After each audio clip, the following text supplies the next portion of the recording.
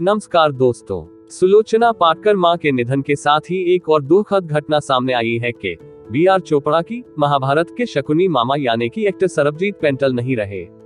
उन्हें गुफी पेंटल के नाम से भी जाना जाता था। वो पिछले कुछ समय से बीमार चल रहे थे।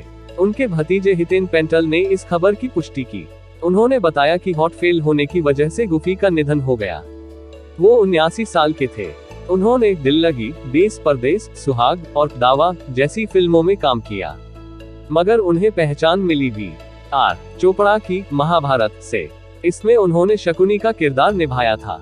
उनके छोटे भाई कंवरजीत पेंटल हिंदी सिनेमा के चर्चित कॉमेडियंस में गिने जाते थे। गुफी पेंटल का जन्म पंजाब के तरन तारण में हुआ था। उसके बाद उनका परिवार दिल्ली में आकर बस गया। गुफी पेंटल ने इंजीनियरिंग की पढ़ाई की, मगर तब उनके छोटे भाई Kanwarjit Paintal film and television institute of India से एक्टिंग की पढ़ाई कर रहे थे। गुफी अपने छोटे भाई की ही तरह 70 के दशक में बंबई चले गए। छोटे मोटे काम करने शुरू किए। कभी मॉडलिंग का काम कर लिया, कभी फिल्मों पर असिस्टेंट डायरेक्टर लग गए।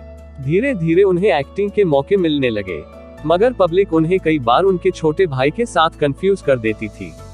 जैसे 1975 में आई फिल्म रफू चक्कर में कंवरजीत ने सलीम नाम का किरदार निभाया था, मगर कई जगहों पर इस फिल्म में काम करने का क्रेडिट गुफी को दिया गया।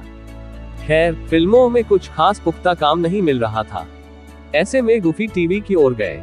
1986 में डीडी नेशनल पर उनका पहला शो आया, बहादुर शाह जफर। इसके बाद उन्हें बी.आर. चोपड़ा की महाभारत में काम करने का मौका मिला। इस टीवी शो पर वो एक्टर के अलावा कास्टिंग डायरेक्टर के तौर पर भी काम कर रहे थे। साथ में प्रोडक्शन डिजाइनर की भी जिम्मेदारी दी गई थी। इस शो में गुफी पेंटल ने मामा शकुनी का रोल किया था, जो उनकी पहचान की मजबूत वजह बना। इसी शो में उनके भाई कंवरजीत पेंटल ने भी शिखंडी का रोल किया था। गुफी ने सुहाग फिल्म में अक्षय कुमार के मामा का किरदार निभाया था। उनकी आखिरी फिल्म थी 2014 में आई सम्राट एंड कंपनी। इसमें उन्होंने दिनेश दास नाम के फैमिली लॉयर का रोल किया था।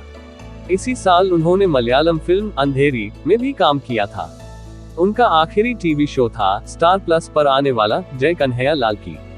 गुफी पेंटल पिछले कुछ समय से बीमार चल रहे थे। उन्हें किडनी और दिल की बीमारी थी। जब उनकी तबीयत ज्यादा बिगड़ गई, तब 31 मई को उन्हें मुंबई के बेलेव्यू मल्टी स्पेशलिटी हॉस्पिटल में भर्ती करवाया गया। 5 मई की सुबह 9 बजे हार्ट फेल होने की वजह से उनकी डेथ हो गई।